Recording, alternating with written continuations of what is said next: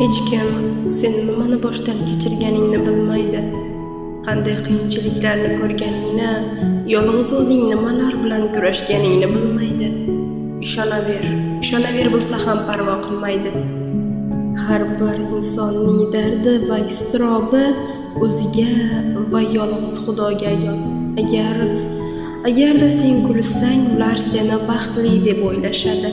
Lekin ular hech qachon bu tabassum ortida yotgan og'riq, azob va dilozorlikni aslo ko'rmaydilar. Shuning uchun hech kimga biror narsani isbotlashga yoki tushuntirishga urinma.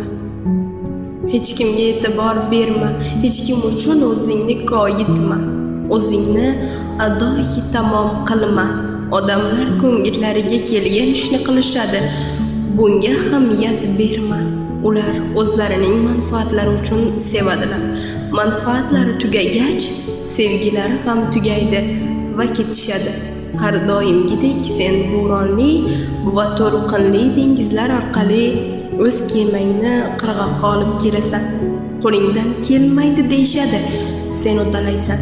Qutulib chiqa olmaysan deyishgan har qanday vaziyatdan sabr bardoshing bilan yana qutulib ketasan. Hech kim sening to'lqinlar bilan qanday kurashganingni so'ramaydi. Kemani qirg'oqqa olib kelganing yoki kelmaganingga qaraydi.